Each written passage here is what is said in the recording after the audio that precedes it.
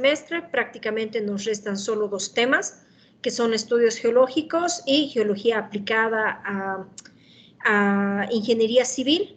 Así que ya estamos a un pasito de finalizar, ¿no ve? Estamos ya en nuestro tercer periodo evaluativo, así que no tenemos que descuidarnos. Hay varios alumnos que se han descuidado en el segundo, ¿no? Que no han entregado prácticas o que, bueno, o han tenido algún problema y no han avisado a tiempo, cositas así, ¿no? Ya no nos descuidemos, por favor, en este parcial, porque si hay algo que no me gusta a mí es aplazar a la gente, ¿no? La verdad que no me gusta ir a los 2 test, entonces no me gusta aplazar gente. Vamos a dar lo mejor de nosotros este último pasito que nos queda, que es prácticamente un mes. Así que vamos a empezar con las exposiciones. Como siempre les pido, por favor, para las exposiciones todos con cámara, todos los del grupo tienen que tener cámara.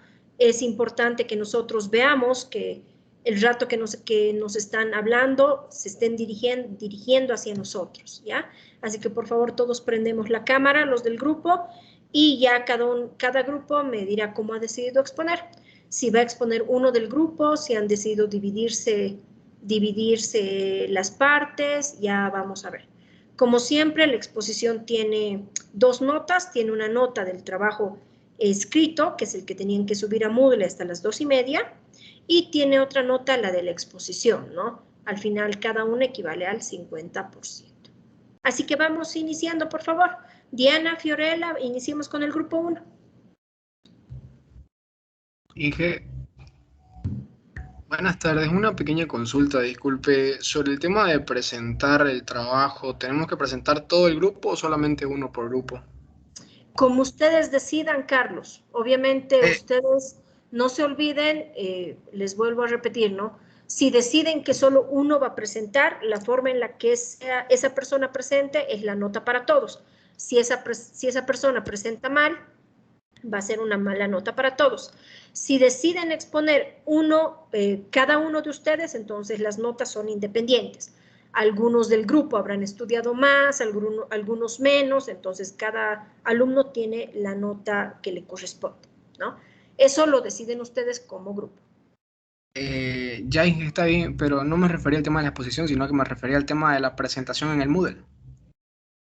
Ah, solo uno por grupo, Carlos. Uno por grupo. Ya, perfecto. Y Muy en amable. PDF. Uno por grupo y en PDF, por favor, ¿ya? No subamos Word. Muy amable, Inge, muchas gracias. Perfecto. Iniciemos, por favor, con el grupo 1.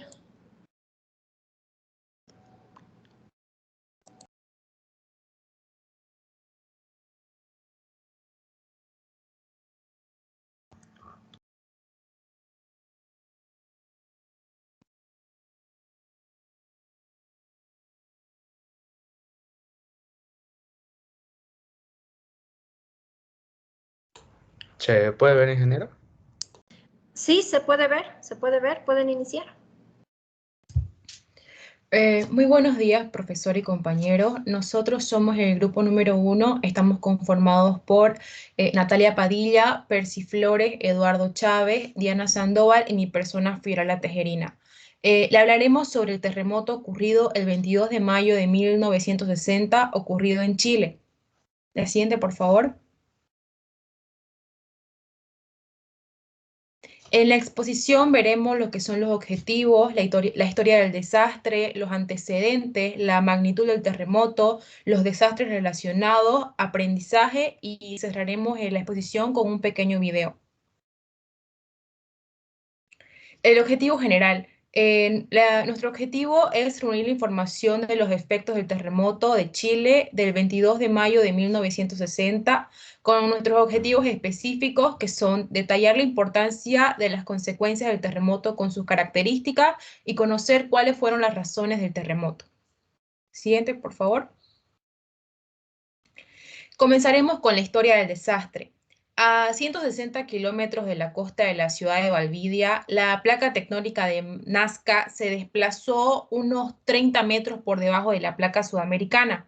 A este fenómeno en que las placas continuas se superponen se conoce como zona de subducción.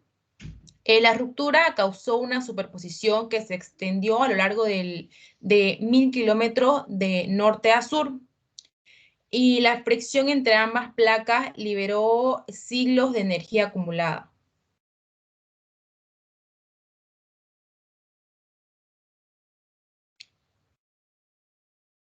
Siguiente, por favor.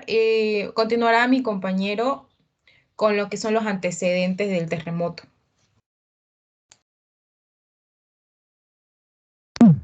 Buenas tardes, ingeniera. Buenas tardes, compañeros. Bueno, a mí sobre el tema me ha tocado exponer los antecedentes de dicho tema, ¿no? Entre los antecedentes podemos diferenciar lo que son la superficie, la población, la capital, ingreso y producción, víctimas, pérdidas materiales y la geografía. Siguiente diapositiva, por favor. Bien. La superficie y población afectada. La zona afectada fue de unos 800 kilómetros, superficie total que casi alcanza los 140.433 kilómetros cuadrados, y su población afectada constituía el 19% del área total, con una población de número 2.386.000. La población fue el 31% del país, y bueno, hablando de la capital, se encontraba el 28% total de Chile, el 40% de esta capital de la agricultura. Existían 310.000 hectáreas de plantaciones forestales y 2.130.000 hectáreas de bosques naturales. El ingreso y producción. Los ingresos de la zona alcanzaban el 24% de las producciones en Chile en esa época.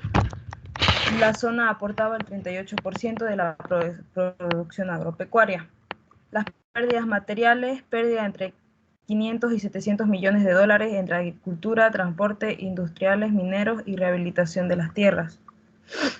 Las víctimas, los números de muertos registrados fueron aproximadamente 2.500 personas, 3.000 heridos y 2 millones quedaron sin hogar al sur del país.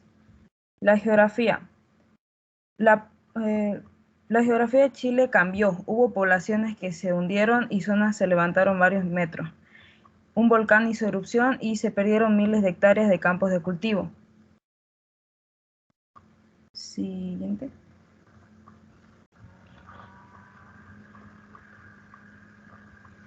Con la magnitud va a continuar mi compañero ingeniero. Gracias. Buen día, ingeniera. Buen día, compañeros. La magnitud del terremoto. La magnitud del terremoto fue de 9.5 grados. El terremoto más grande jamás registrado en la historia del mundo. Este terremoto, los científicos aseguran que este terremoto tuvo 20.000 veces más energía liberada que la bomba lanzada sobre Hiroshima. 15 minutos después de que surgiera este terremoto, vino un tsunami con unas olas de aproximadamente 10 metros de altura, que arrasó con buena parte del sur de Chile. Esto provocó un cambio radical al mapa de Chile, ya que varios ríos cambiaron su caudal, tierras se hundieron, otras se elevaron varios metros, y eso, gracias.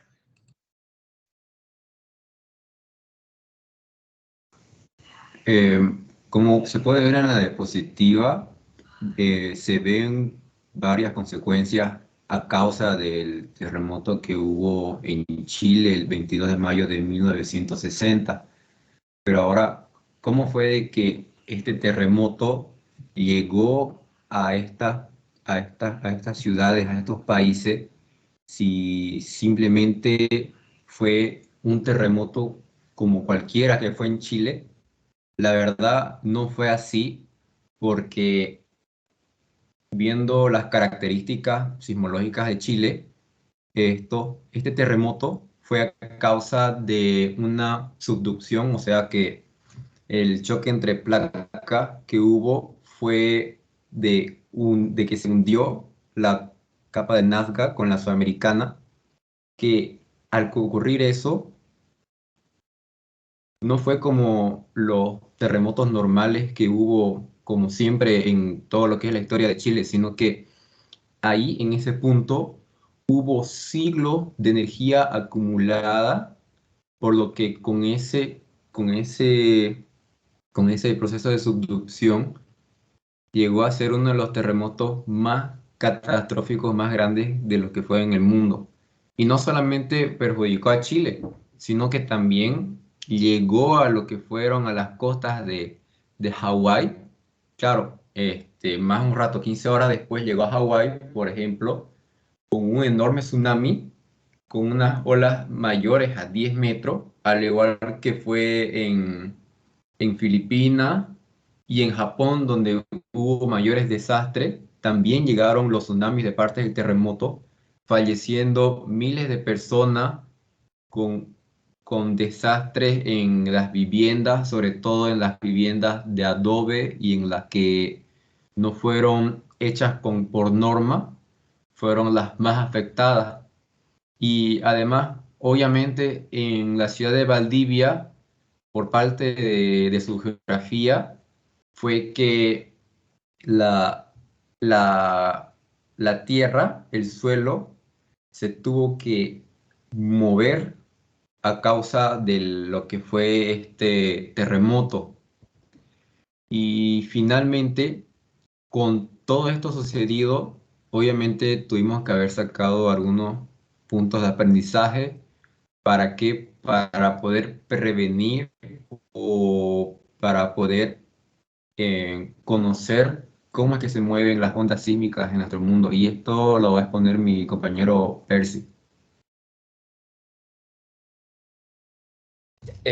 Bueno, antes de entrar a lo que son, como dijo mi compañero, los aprendizajes, vamos a entrar primero a las características de lo que ocurrió en este terremoto. Como primer punto sería que la mayoría de los sismos no fueron medidos por instrumentos confiables, ya que en esos tiempos, ya sea o porque no existían, o porque los sismógrafos, al ser tan alto el movimiento del terremoto, estos colapsaban, por lo que tuvieron que recurrir a estimaciones o registros que fueron realizados en lugares alejados de los epicentros, dando como resultados que no hayan sido muy confiables. Son más numerosos los registros de sismos ocurridos en la parte centro-norte del país de Chile, especialmente en la zona de Copiapó. Y la mayoría de los terremotos en Chile superaron los 8 grados en la escala Richter, que en la historia son los más fuertes, por así decirlo, que ocurrieron. Y ahora entrando a lo que son los aprendizajes, este terremoto, aparte de ser una catástrofe, nos dieron muchos aprendizajes que, gracias a este terremoto, a las vibraciones planetarias que este generó, permitieron entender mejor las ondas sísmicas a través de la Tierra. También el terremoto nos arrojó las primeras evidencias de las oscilaciones que tiene la Tierra. Y nos ayudó a entender que las ubicaciones es útil para generar alertas de los tsunamis. También a raíz de este terremoto, luego de que este pasara, también sucedió, como mencionaron anteriormente, sucedieron tsunamis. Y gracias a esto se crearon alertas para estos tsunamis. Los sedimentos que dejó el terremoto a lo largo de las costas sirven como indicadores para identificar en qué lugares pueden ser propensos a que sucedan estos terremotos gigantes. Y gracias al estudio de la zona de subducción, que es lo que pasó en varias partes del mundo, los geólogos pueden estimar el terremoto cada 300 años en la zona de Chile. Y como último, vamos a mostrarles un video sobre el tema. ¿Me puede confirmar si se puede escuchar, por favor?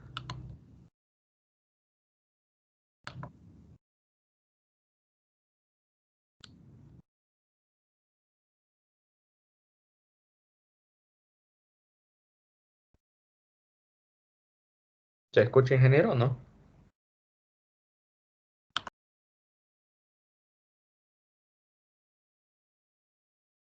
No se escucha, Percy.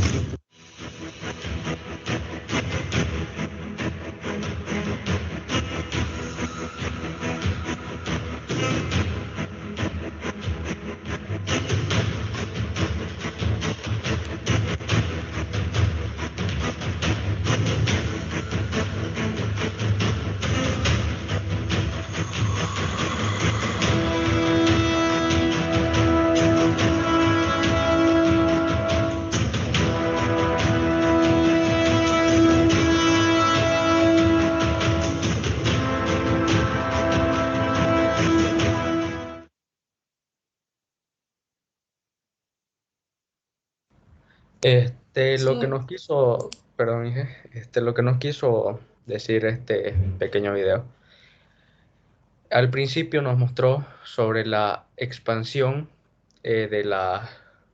bueno, la expansión de este terremoto y lo que puede llegar a causar la magnitud que tuvo y sobre los daños que también ocasionó este mismo. Y eso sería todo, ingeniero. Muchas gracias. Ingeniera, yo quisiera complementar por las conclusiones que hay en esta exposición, que la cantidad de fallecimientos, heridos y los cambios geológicos con la erupción de volcanes, tsunamis y los levantamientos de territorio fueron de carácter relevante, así como la situación económica y social que fue la que pasó no solamente Chile, sino varios países del mundo a causa de este terremoto, por lo que lo hace importante no solamente por su intensidad sísmica y además la fricción entre placas que hubo con la de Nazca y la sudamericana fueron la causa de la energía acumulada, la que causó los estragos en la ciudad de Valdivia por el puerto de Montt. Gracias.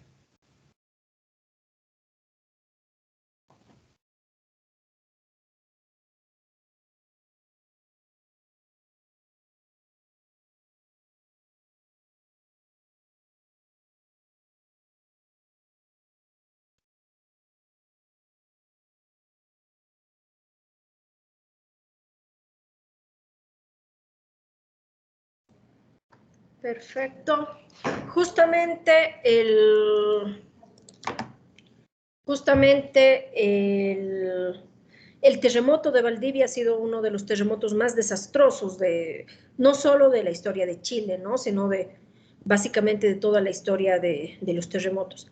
Cuando nosotros pensamos, por ejemplo, que si nos ponemos en el territorio boliviano, imagínense que el 28% del territorio boliviano desaparezca. Entonces, realmente ha sido uno de los terremotos más preocupantes, ¿no? Ha sido uno de los movimientos de las placas tectónicas más brusco. Básicamente han sido 30 centímetros. Actualmente sí, las placas se siguen moviendo, pero ya no se ha presentado, ¿no?, semejante movimiento. Siempre han sido movimientos más cortos. Actualmente se mueve más o menos 1 centímetro. 1 centímetro se subduce la placa de Nazca bajo la placa sudamericana. Sí hay terremotos suaves, pero ninguno tan tan fuerte como ha sucedido en Valdivia, ¿no? Muchas gracias, chicos. Pasemos, por favor, al segundo grupo. Tenemos el grupo de Fabio Alejandro Gutiérrez, María Vázquez, Mario Ariel, Jorge Palaguerra, Fabio Titichoca y Alvarado. Vamos con volcanismo.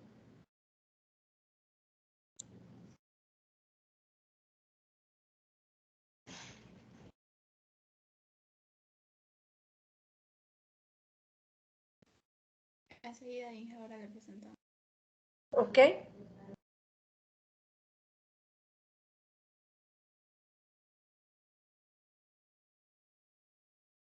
¿Se va, ingeniera? Disculpa. Está cargando, se te ve a vos, Fabio, un minuto, está cargando. Ahora sí se ve, ya se ve.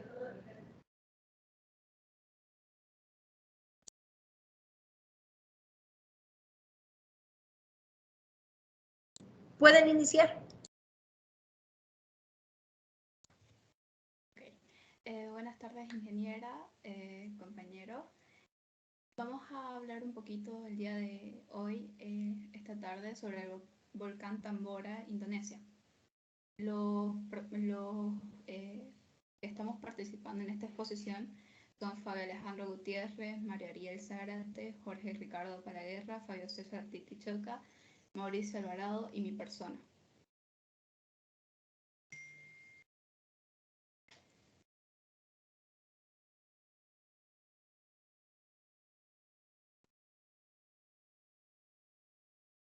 Bueno, vamos a comenzar. El volcán Tambora. El volcán Tambora y los volcanes en sí, vamos a comenzar con una pequeña introducción sobre el cinturón de fuego. Los volcanes y terremotos del cinturón de fuego del Pacífico despiertan cierta fascinación en las personas y también el miedo, claramente, puesto que puede desatar graves desastres naturales. Algunos de los más conocidos a nivel volcán viene a ser el de Santa Elena, el que nosotros vamos a presentar, el Tambora, el Krakatoa y el Merapi y el Fuji. Bueno, estos volcanes se encuentran cerca del cinturón de fuego, por lo que ya sabíamos que comienza desde el sur de la Patagonia, Argentina, Chile, sigue su rumbo hasta el norte americano, pasa por Asia, Oceanía, que viene a ser Austria, y termina cerca de Nueva Zelanda, pasando claramente por Japón. Pues bien, el Tambora es un estratovolcán activo con una altitud de cerca de 2.850 metros sobre el nivel del mar. Llega a estar en la parte norte de la isla de Sumbawa, Indonesia. La explosión del Tambora, Indonesia, en 1815, oscureció toda Europa prácticamente, afectando esto al verano.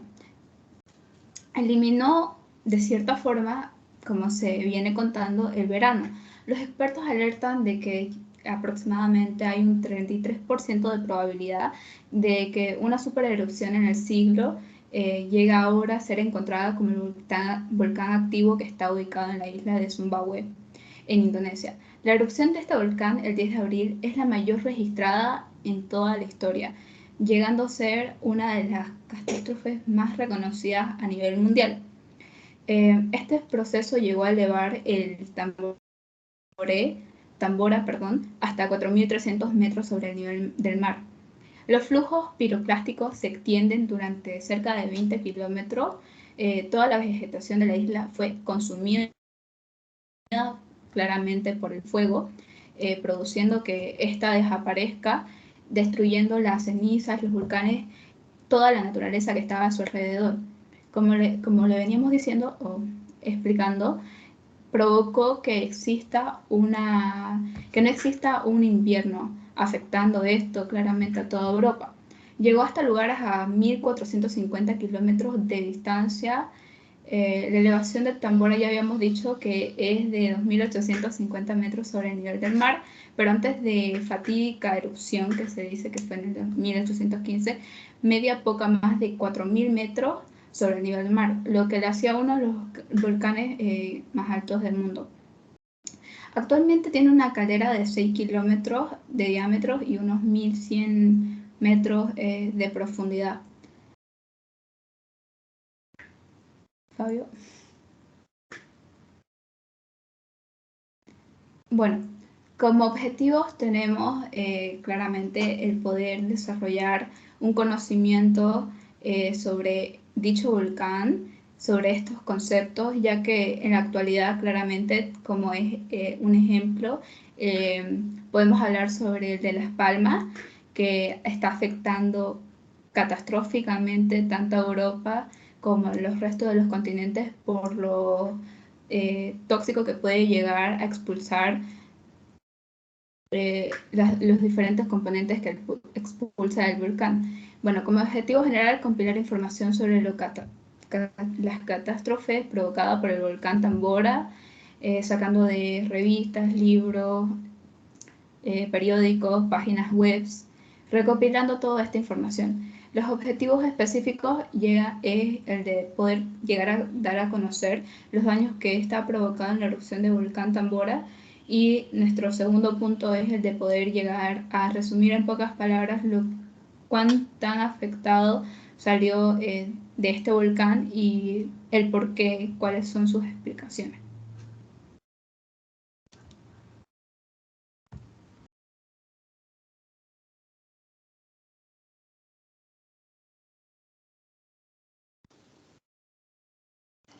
Bueno, yo le voy a hablar sobre las generalidades, en el cual hablaré sobre la historia del desastre y tocaré dos puntos importantes, que es la formación y la historia eruptiva. Bueno, muchos vulcanólogos consideran que la erupción del monte Tambora es considerado como el evento volcánico más grande y destructivo en la historia registrada, expulsando hasta 150 kilómetros cúbicos de ceniza, expulsando piedra, otro tipo de roca, aerosoles, y que incluye un estimado de 60 megatoneladas de azufre, que ésta se eleva a la atmósfera. Recalcar que una megatonelada equivale a 1.000.000 de toneladas, o sea, es un número considerable. Formación. Se estima que Tambora se formó hace unos 57.000 años. La disposición de sus estratos se drenó una gran cámara magmática dentro de la montaña. El islote de Mojo se formó como parte de este proceso geológico en el que la bahía de Sala, derrumbándose en la caldera creada por el drenaje de la cámara de magma, esta se transformara en una cuenca marítima hace unos 25.000 años. Bueno, de acuerdo con un estudio geológico llevado a cabo antes de la erupción de 1815, el Tambora tenía la forma de un típico estratovolcán, con un cono volcánico alto y simétrico y una chimenea central. Desde la erupción de 1815, la parte inferior contiene los depósitos de secuencias intercaladas de la lava y material piroclástico. Los flujos de lava constituyen aproximadamente el 40% del espesor de las capas fundamentales para definir la forma de un río. La historia eruptiva.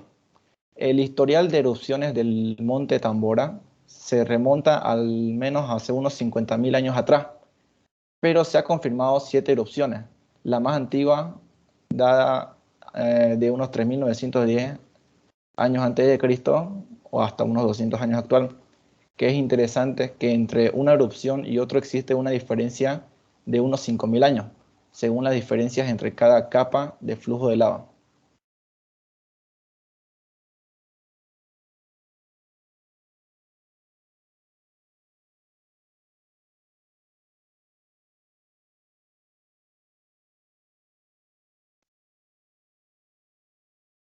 Bien, antecedentes. Sabemos que como el resultado gradual del magma hidratado en una cámara magmática cerrada, en este caso el volcán de Taborga, experimentó varios ciclos de inactividad latente antes de 1815. Durante el enfriamiento y la cristalización del magma, este formó un magma fluido a alta presión dentro de la cámara a profundidades entre 1.5 hasta 4.5 kilómetros. Esto generó sobrepresión en la cámara de aproximadamente 4.000 a 5.000 bares. y la temperatura varió entre los 700 hasta los 850 grados centígrados. Ya en 1812 la caldera comenzó a retumbar y generó una nube de humo oscuro, pero la erupción se produjo el 5 de abril de 1815, seguida de sonidos de detonaciones que se escucharon en Makassar, en la isla de Celebes, a una distancia de 380 kilómetros, en Batía, en Java, a una distancia de 1260 kilómetros, y en Tamate, en la isla de Molucas, a una distancia de 1400 kilómetros. Y ya en la mañana del 6 de abril, que comenzaron las cenizas volcánicas, comenzaron a caer en Java Oriental, con el sonido de detonaciones leves que continuaron hasta el 10 de abril. Tanto fue la erupción que fue 10 veces más intensa que la del volcán de Krakatoa, que es acontecida en el año 1883. El volumen de material expulsado fue más de 100 veces mayor que la erupción de la Santa Elena de 1980. Ahora, hubieron más de 60.000 personas que perdieron la vida. Los ríos de lava cubrieron por completo lo que son los pueblos, los cultivos, las tierras, hasta los rebaños. Ahora, en respecto al clima, se produjo un enfriamiento debido a las cenizas en la atmósfera. Esto impidió el paso normal de la luz solar hacia la superficie terrestre. Estos flujos que cayeron al agua también enviaron más material a la atmósfera y de paso dañaron ecosistemas marinos. Estos efectos duraron varios años y en 1816 las temperaturas se habían reducido en promedio de 0,53 grados centígrados, lo que derivó a llamarse el año sin verano, que afectó sobre todo a los países del hemisferio norte. Eso sería todo.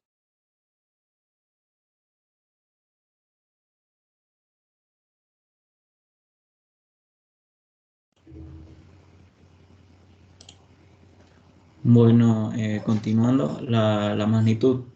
En 1812 el monte Tambora se volvió muy activo y llegó a su máxima intensidad eruptiva en el año de 1815 en abril. La magnitud fue 7 en la escala del índice de explosividad volcánica, con un volumen total de explosión de 1,8 por 10 metros cúbicos.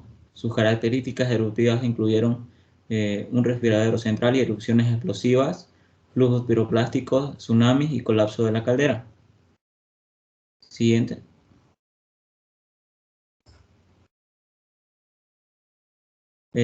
Los desastres relacionados. Esta catástrofe causó en total unas muertes de 90.000. Su explosión se escuchó hasta una distancia de 2.600 kilómetros. Las cenizas volcánicas cayeron a una distancia de al menos 1.300 kilómetros y sus flujos piroplásticos se extendieron sobre al menos 20 kilómetros de la cumbre. Esta generó un tsunami de hasta 4 metros que arrasó las islas de la actual Indonesia y produjo un severo cambio climático en el hemisferio norte, al punto que en el año de 1816 se le conoció como el verano del año sin verano, perdón. También toda la vegetación de la isla fue destruida y los árboles arrancados, que llegaron a una mezcla con ceniza, que fueron arrastrados hacia el mar y formaron balsas hasta 5 kilómetros de diámetro. Gracias.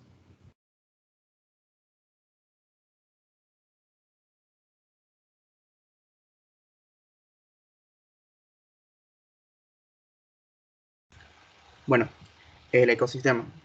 La repoblación de la montaña se inició en 1907. En la década de 1930 se inició una plantación de café en la ladera noreste de la montaña, en el pueblo de Pecat, una densa selva, denominada por el árbol pionero Duabank Molukna, que había crecido a una altitud de entre 1.000 y 2.800 metros sobre el nivel del mar. cubriendo un área de hasta 80.000 hectáreas. En 1896 se registraron 56 especies de aves, incluyendo nombrecito me cuesta pronunciarlo, Lophosopterops doreti. Y en 1981 se registraron 12 especies adicionales. Varios estudios zoológicos siguieron y identificaron a más especies en la montaña de aves, resultando en un total de más de 90 especies encontradas en el Tambora: cacatúa sulfera, sotera, gracula, gallus varios y trichiglops, como por ejemplo. Ahora, el año sin verano. Este año se coincidió como un periodo de baja actividad magnética del Sol, que se conoce que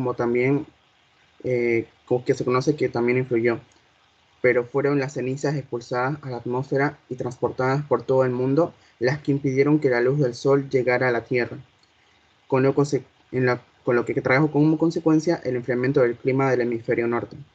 Estos hechos combinados se convirtieron así en los responsables del tiempo atroz de aquel año: sequías, hambres, lluvias y nevadas. El frío reinó en invierno, pero también en primavera y en verano, y la pérdida de las cosechas, sobre todo en aquellos tiempos, significaba la muerte. Aquel año pudieron observarse grandes manchas solares a simple vista, y a ellas se culpó. Nadie se imaginó que las cenizas expulsadas por el volcán de Tambora habrían llegado tan lejos y estuvieran dando al cielo aquellos crepúsculos asombrosos. Un climatólogo americano llamado William J. Humpers, en 1920, estableció la relación entre ambos fenómenos y explicó que el velo de polvo que formaban las partículas suspendidas había reflejado la luz del Sol.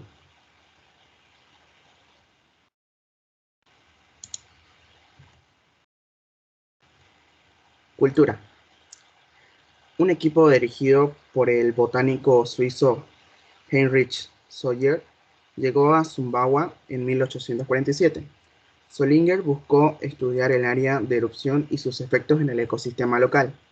Fue la primera persona después de la erupción en ascender a la cima, que todavía estaba cubierta con humo, mientras Solling escalaba y sus pies se hundían varias veces a través de una fina contrasuperficial en una capa cálida de azufre, en forma de polvo. En este había vuelto a crecer algo de vegetación, incluidos los árboles de la ladera inferior. Se observó un bosque de Causiriana entre la distancia de 2.200 metros y 2.550 metros. El resentimiento del área comenzó en 1907, y en la década de 1930 se estableció una plantación de café, como se mencionó anteriormente, en la aldea de Pecat. Bueno, y eso sería todo, que como mencioné anteriormente, que cubría un área de 80.000 hectáreas, que serían como 200.000 acres. Y la selva tropical fue cubierta por un equipo holandés dirigido por Koster y de Wodcott en 1933. Según sus relatos, comenzaron su viaje en un país bastante árido y seco y caluroso, y luego entraron en una jungla imponente, con un enorme, majestuoso y gigantesco bosque.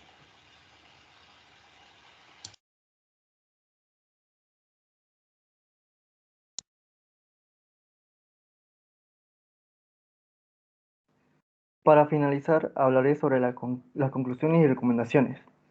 En conclusión, tenemos que el poder tener conocimiento de los sucesos que han pasado respecto a la geología de la Tierra nos ha ayudado a comprender los posibles desafíos que estamos por venir, los que pasen en ciertos días, tomar previsiones en ocasiones que se tienen el conocimiento que puede volver a llegar a pasar nuevamente.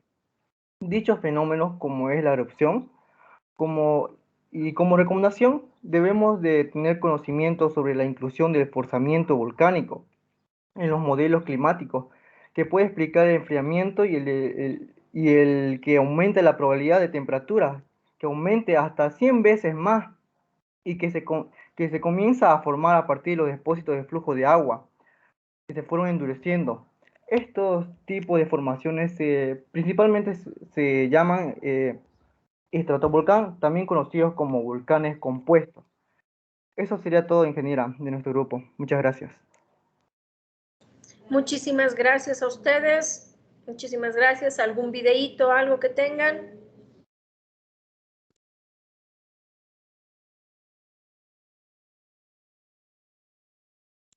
Ok, entonces eso nomás sería. Muchísimas gracias, chicos. Vamos, por favor, con el tercer grupo que toca exponer. Es justamente el grupo de Talavera, Taborga, Rosell, Cardona, Pérez y Salazar.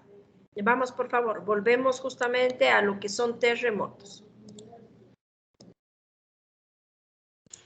Sí, Inge, ahorita comparto pantalla ya. Está bien, Leonardo.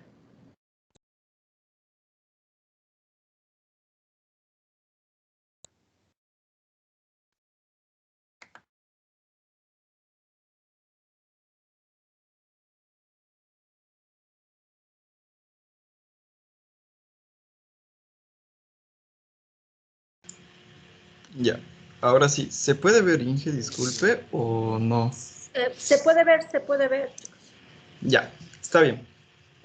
Primeramente, buenas tardes a todos aquí presentes, buenas tardes, ingeniera. Nosotros vamos a exponer sobre los desastres geológicos, más específicamente lo que causó, bueno, lo que pasó en Haití en el año 2010. Nuestro grupo está compuesto por mi persona, Carlos Alejandro Pérez Cruz, Cristian Alexander Taborga Coca, Freddy Mioshin Cardona, Milton Francisco Rosell Brizuela y Matías Salazar Gutiérrez. Introducción. Pues como ya dije, nuestro tema es sobre el desastre geológico que pasó en Haití el 12 de enero del 2010, donde vemos un terremoto de 7 grados en escala Richter, por el cual esta falla geológica dejó alrededor de más de 200.000 personas muertas y con varias infraestructuras afectadas, como celdas del gobierno y los ciudadanos locales.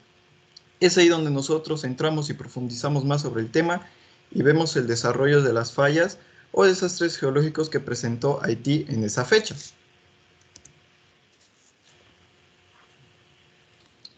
Buenos días, ingeniera.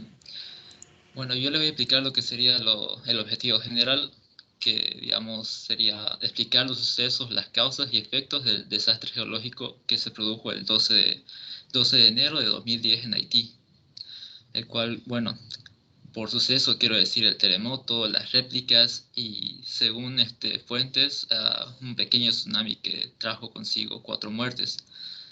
Bueno, y los objetivos específicos, que serían profundizar más a fondo en la gravedad del acontecimiento climatológico en tasa de mortalidad. En tasa de mortalidad quiere decir, digamos, que, como dijo mi compañero anteriormente, hubo más de 200.000 muertos en sí por este terremoto. Bueno, como otro objetivo específico tenemos el recabar información de por qué este fue uno de los terremotos más devastadores de la historia de la humanidad, de la cual se tenga registro. Bueno, eso sería de mi parte. Buenas tardes, ingeniero. Bueno, sobre la historia del desastre, el terremoto en Haití 2010 fue registrado el 12 de enero del 2010 con epicentro de 15 kilómetros del Puerto Príncipe, que es la capital de Haití. Haití está situado en medio de un vasto sistema de fallas geológicas que resultan del movimiento de placa del Caribe y la enorme placa de Norteamérica. A partir del análisis de imágenes satélite de Google Earth, se ha realizado un estudio detallado de las deformaciones provocadas por el terremoto en un amplio sector del sur de esta isla, incluyendo las ciudades de mayor casos de sismos, donde se produjo el terremoto y que contiene la falla y los cauces de varios ríos y sus correspondientes. Pero, ¿por qué Haití ocurren tantos terremotos? Una de las respuestas podría hallarse esa tarde del 12 de enero del 2010, cuando los expertos produjeron de inmediato que un temblor de esta isla se repetiría y sería uno de los peores desastres naturales recientes, además de haber ocurrido en uno de los países más pobres del occidente y uno de los peores preparados para enfrentar el evento de este tipo. El terremoto sacudió una zona donde se ubicaba la compleja red de las placas tectónicas y fallas geológicas. Es razonable de un país que tenga una devastadora catástrofe es razonable que un país tenga una devastadora catástrofe natural tras otra y que no pueda salir de su pobreza endémica a pesar de la ayuda internacional que recibe de los demás países. Si no es por un terremoto del 2010, es un huracán y una sequía y una epidemia, ¿no? Por los desastres que ocurren. En el terremoto del 2010 murieron más de 316.000 personas, más de 350.000 heridas y más de 1,5 millones sin hogar. Y ahora hablemos un poco sobre por qué pasan estas fallas. Una falla es una ruptura de la corteza terrestre que a lo largo de la cual ocurren movimientos relativos del bloque. También se pueden encontrar las fallas activas, que es cuando estuvo activa durante miles de años y son estructuras imogénicas, es decir, que pueden producir terremotos, y encontrar una de estas fallas es muy difícil y compleja porque necesitan trabajo de terreno, procesamiento de imágenes y de satélites, ¿no? Recordemos que los terremotos normalmente se producen a lo largo de las fallas preexistentes. Algunas son muy grandes y pueden generar grandes terremotos. Otras fallas son pequeñas y producen pequeños terremotos e infrecuentes. La mayoría de las fallas son inactivas y no producen terremotos, pero pueden volver a producir si ocurre un pequeño movimiento, que nosotros lo conocemos como pequeños sismos, ¿no? Que los sismos son mediante por vibraciones que se inicia un deslizamiento entre dos placas tectónicas de la roca subyacente, mientras la vibración se propaga hacia la superficie. Puede ser amplificada dependiendo de la intensidad de la vibración.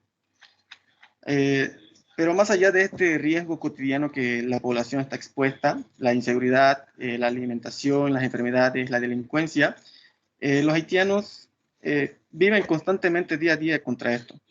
Ya están normalizándose porque ocurren procedentemente por un tiempo sucesivo. Y bueno, esto ocurre mayormente en las zonas rurales, donde se elevan una alta intensidad de pobreza y hambruna. Y esperemos que Haití pueda salir de esto más adelante. Eso sería sobre su historia y desastre en general.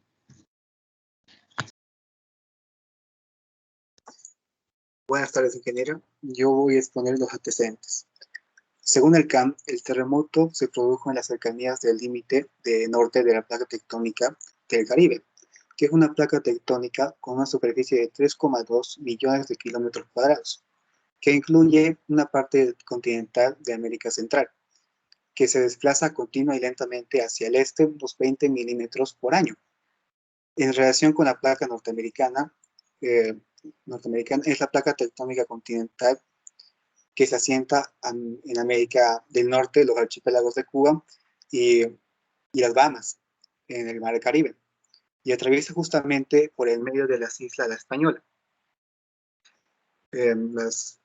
Según el CAM, los datos sísmicos sugieren que el terremoto fue sobre la falla de Enriquillo, que pasa por el sur de la isla La Española, en la cual están Haití y la República Dominicana, que estuvo bajo presión durante 240 años, acumulando mucha energía potencial, la cual desató finalmente el terremoto. Sin embargo, estudios científicos de la Universidad Norteamericana de Purdue, recientemente publicados, sugieren que esta falla no fue la que provocó el terremoto, sino una falla nueva sísmica que no se había descubierto antes.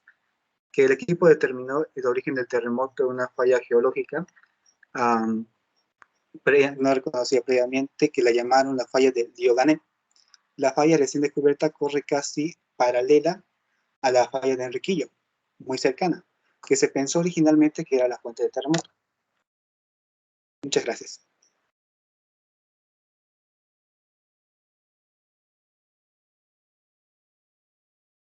Muy buenas tardes, ingeniero y compañeros. Yo procederé a explicar magnitud. El 12 de enero del 2010, un terremoto de 7 grados de magnitud en escala Richter dejó a la capital de Haití bajo los escombros con un saldo de más de 200.000 muertos. El terremoto no solo ha dejado con centenares de cadáveres apilados en las calles y carreteras, sino que también ha derrumbado decenas de edificios, entre ellos el Palacio Presidencial y viviendas humildes, con una empobrecida nación caribeña que pide ayuda urgente a la comunidad internacional del mundo. En el gráfico podemos ver que Haití es el eslabón débil de la placa tectónica del Caribe, ubicado en el epicentro, justo al sudeste del Puerto Príncipe. Y el terremoto fue generado a una profundidad de 8 y 10 kilómetros de profundidad. Las líneas de color púrpura representan la falla horizontal, que son la rotación horizontal de las placas, y las líneas de color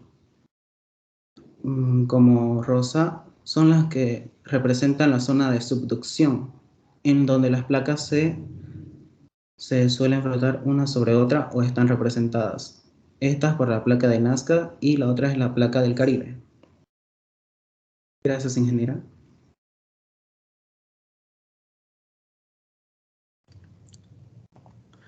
Bueno, buenas tardes. Continuando con el tema, los haitianos sabemos como problema general siempre ha sido un país muy conflictivo, ya sea político, social, cultural y geológico en esta parte natural.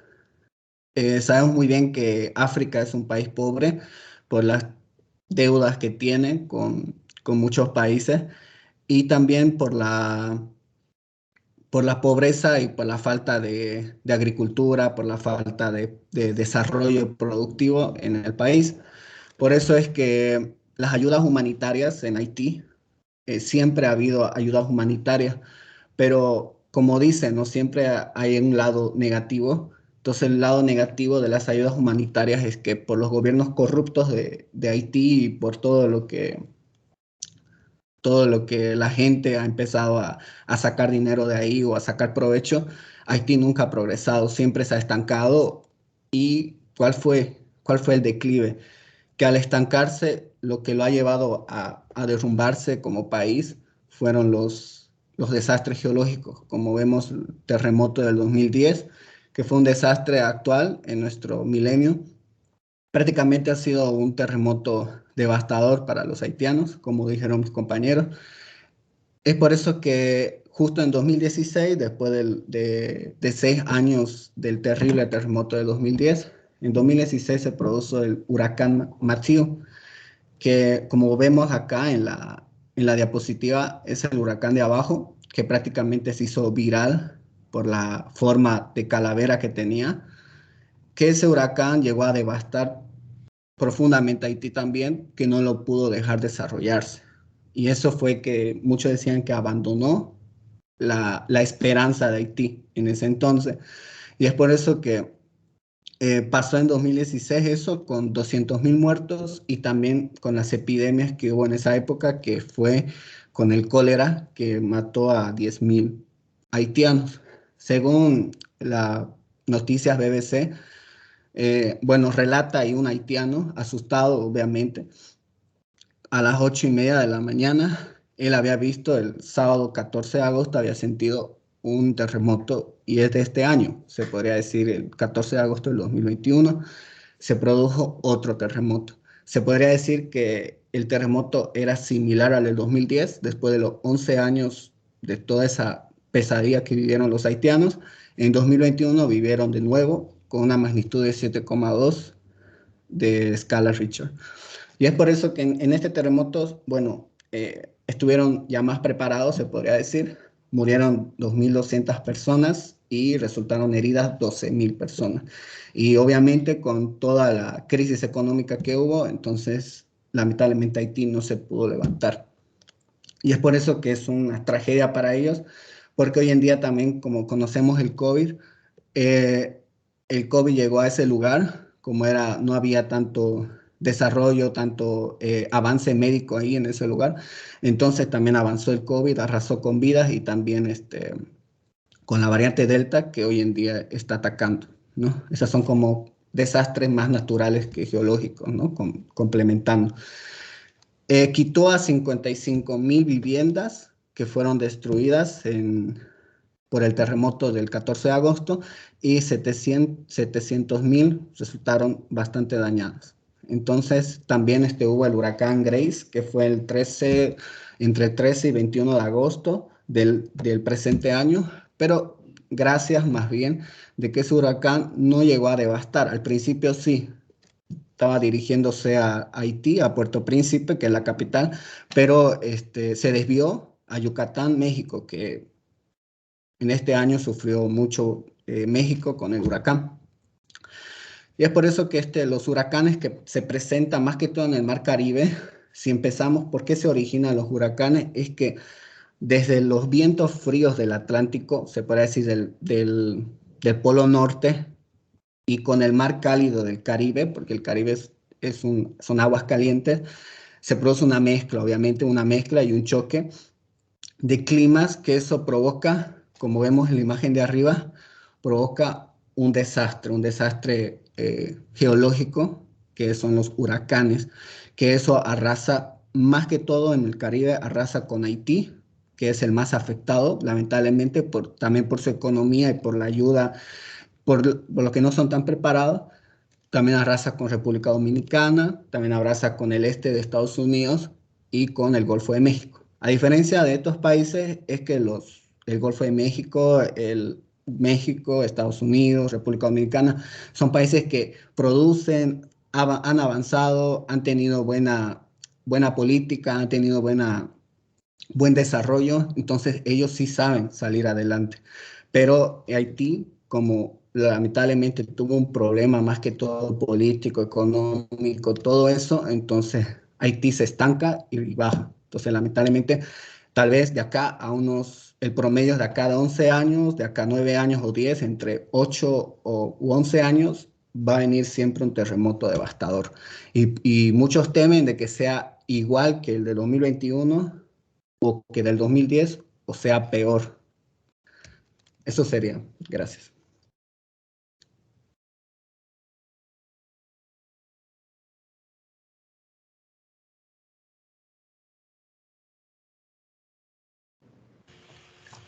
Antes de comenzar, bueno, de decir la última parte que son las conclusiones, ingeniera, vamos a mostrar un videíto.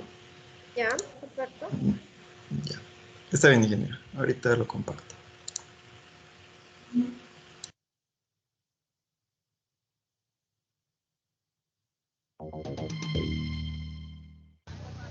El terremoto de Haití, que causó decenas de miles de muertes, es, según la ONU, el peor desastre al que la organización se haya enfrentado en toda su historia. Peor incluso que el tsunami del 2004, puesto que decapitó las estructuras locales de apoyo a la ayuda internacional. La ayuda humanitaria empieza a distribuirse, pero es totalmente insuficiente. Gran parte de las toneladas de material enviado desde todos los países del mundo permanece bloqueado en el aeropuerto de Puerto Príncipe, que sigue sumido en el caos 4 días después del temblor.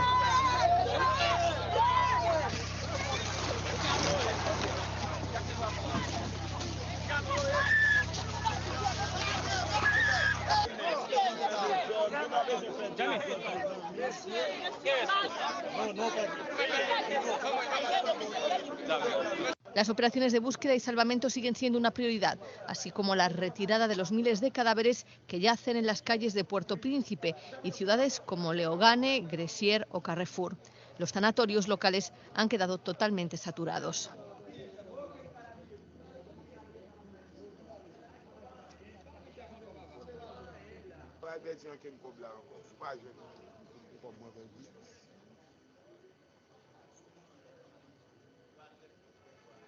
Los responsables haitianos consideran que el balance será de al menos 50.000 muertos, 250.000 heridos y 1,5 millones de damnificados.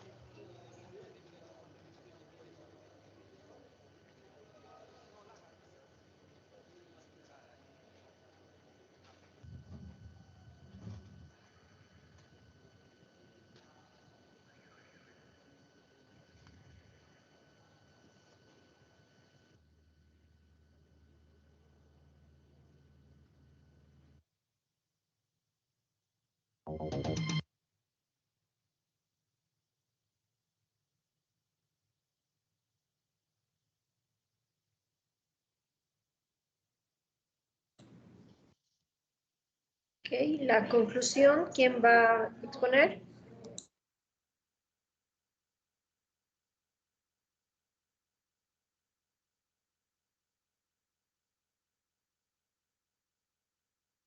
Bueno, concluyendo con nuestro tema, Los terremotos son un fenómeno natural que conlleva mayor potencial destructor que, bueno, que cobra vidas, como hemos visto en el video, bastante pérdidas materiales y es un riesgo sísmico, riesgo natural que más atención social reclama, ¿no? Prácticamente, como hemos visto en Haití, se han destruido catedrales, se han destruido el palacio de la asamblea de los haitianos, se han destruido casas, de todo, ¿no? Entonces, prácticamente, en conclusión, un terremoto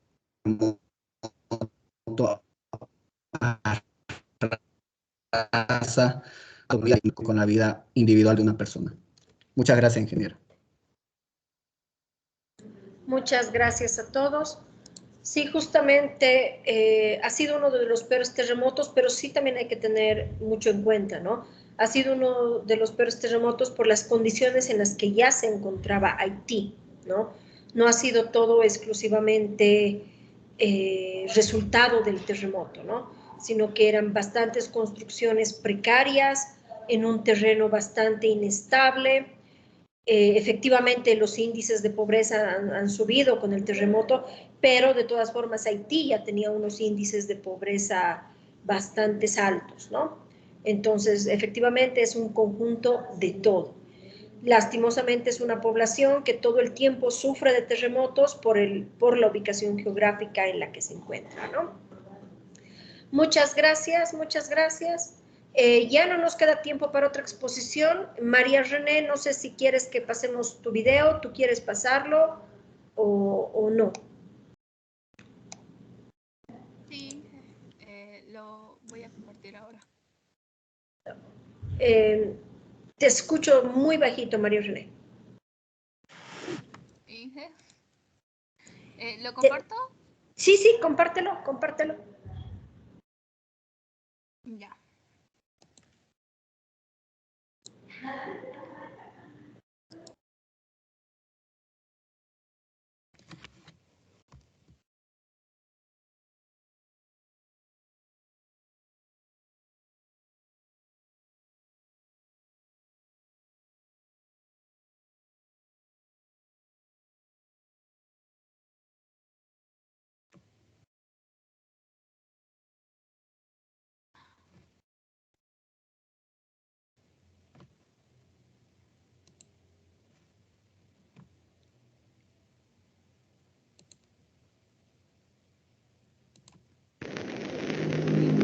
...1815... está por ocurrir una erupción de proporciones bíblicas.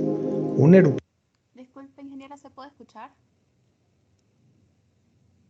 Sí, se puede escuchar. Antes de que iniciemos, por si acaso, este documental es justamente del volcán Tambora, ¿no? De lo que han expuesto los compañeros del grupo, del grupo 2, ¿ya? Así que escuchemos y de ahí ya acaba la clase. ¿Se escucha, María René? Gracias, Inge. Inge, no lo voy a hacer poner porque dura 9 minutos, por lo menos unos 3, lo principal que es lo primordial. Ya, perfecto. Tú anda controlándolo. Erupción que está por cambiar el mundo y sumergirlo en una grave crisis, tanto ambiental, sanitaria y social. La mayor erupción en tiempos recientes. El monte Tambora está por explotar. Quédate a conocer la historia de la erupción más grande y mortífera de la historia. Esto es Superavión Documentales.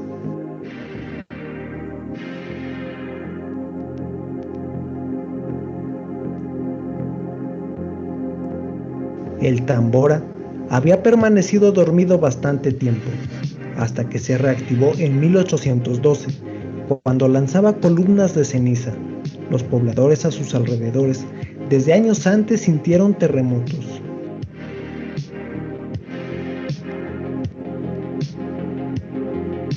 Desafortunadamente, en esos años la predicción de erupciones volcánicas estaba muy limitada. Las personas tampoco sabían qué hacer en caso de una erupción. Esto provocó que se quedaran todas las personas a sus alrededores, mientras toda la actividad volcánica se iba presentando.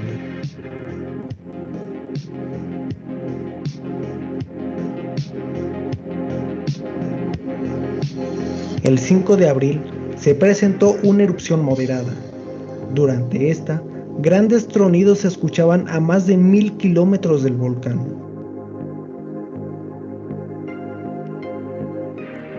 Al día siguiente, el 6 de abril, la erupción se mantenía constante. Se siguieron escuchando las grandes explosiones.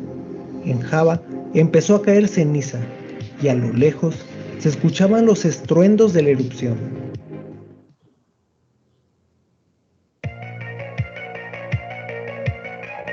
La erupción continuó durante los siguientes días. El gobernador de Java escribió un relato de la erupción, que decía así: las primeras explosiones se escucharon en esta isla en la noche del 5 de abril. Se notaron en todas partes y continuaron a intervalos hasta el día siguiente. En primera instancia, el sonido fue atribuido casi universalmente a un cañón distante, tanto así que un destacamento de tropas se marchó de Jojocarta, en la expectativa de que un puesto vecino hubiera sido atacado, y a lo largo de la costa varios barcos fueron enviados, en 2 casos en busca de un supuesto buque en peligro.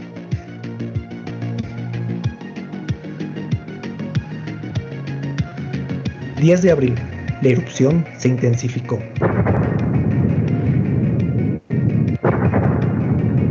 Alcanzó el punto crítico alrededor de las 7 de la noche. 3 grandes columnas de ceniza se elevaron para después fusionarse. Para las 8 de la noche empezó a caer piedra pómez de hasta 20 centímetros a los alrededores, además de una lluvia intensa de ceniza.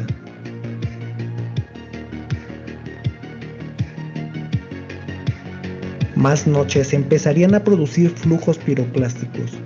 Estos bajarían por todos lados del volcán. Uno cayó sobre el pueblo de Tambora, aniquilando a todos sus habitantes. Este llegaría al mar, provocando los primeros tsunamis.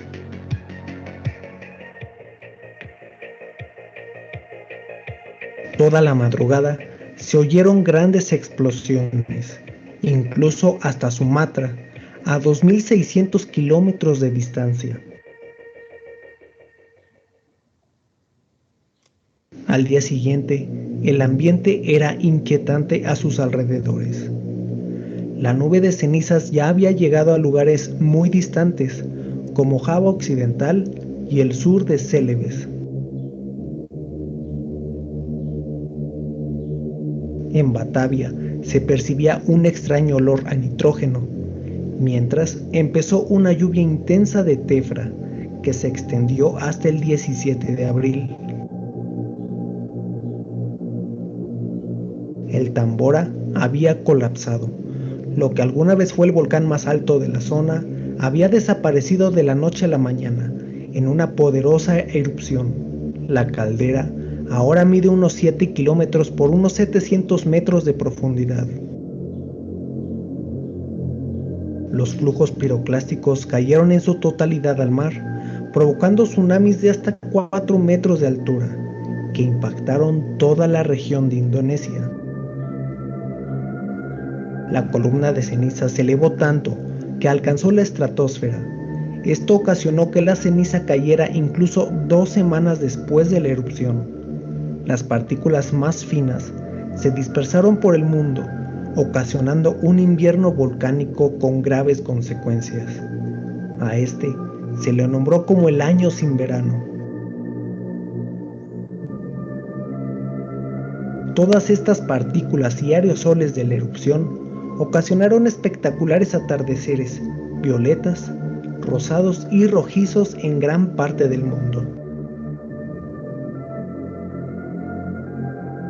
La cumbre del volcán permaneció en oscuridad por lo menos unos 3 días. Cuando la visibilidad iba mejorando, no solo el volcán había desaparecido, sino que todo el entorno estaba gris y humeante. Los árboles fueron arrancados de raíz. Pero esto solo era el principio de lo que se venía a escala mundial. gracias al extremo cambio climático. Y dije, no sé si se puede terminar o lo dejamos ahí ya. Me pasé de los 3 minutos. Yo creo que lo dejamos ahí nomás, María René. Sí. Gracias. Perfecto, chicos. Bueno, eso sería todo por el día de hoy. Ya vamos a continuar mañana con las siguientes exposiciones, ¿ya? Nos faltan todavía 5 grupos para exponer. Eso sería todo, chicos. Mañana, por favor, puntuales, así acabamos, ¿ya? Que tengan buena tarde. Hasta luego, Inge, gracias. Chao, chao. Igualmente, ingeniero, hasta luego. Hasta luego. Luego, Inge.